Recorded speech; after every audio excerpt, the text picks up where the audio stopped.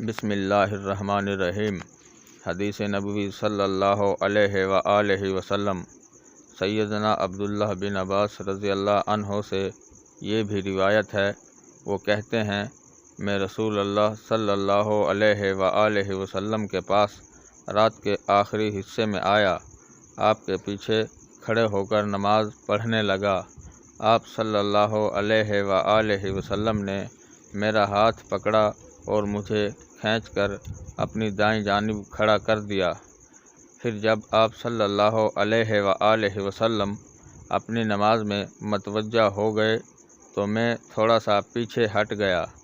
رسول اللہ صلی اللہ علیہ وآلہ وسلم نے نماز پڑھی اور جب فارغ ہوئے تو مجھے فرمایا، کیا بات ہے، میں تجھے اپنے دائیں جانب کھڑا کر رہا تھا اور تو پیچھے ہٹ رہا تھا۔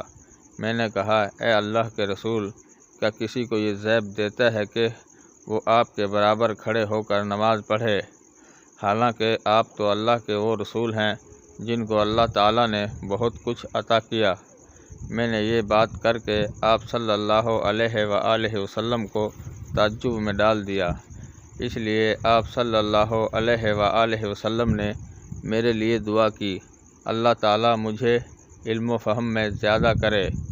پھر میں نے رسول اللہ صلی اللہ علیہ وآلہ وسلم کو دیکھا کہ آپ سو گئے ہیں، حتیٰ کہ میں نے آپ کے خراٹوں کی آواز سنی۔ پھر سیدنا بلال رضی اللہ عنہ آئے اور کہا، اے اللہ کے رسول، نماز۔ پس آپ صلی اللہ علیہ وآلہ وسلم کھڑے ہوئے اور دوبارہ وضو کیے بغیر نماز پڑھی۔ حدیث نمبر 2616، کتاب مسند احمد، درجہ صحیح۔ ناظرین کرام، مزید اسلامی ویڈیو دیکھنے کے لیے ہمارے چینل کو سبسکرائب کریں اور بیل آئیکن دبائیں۔ شکریہ۔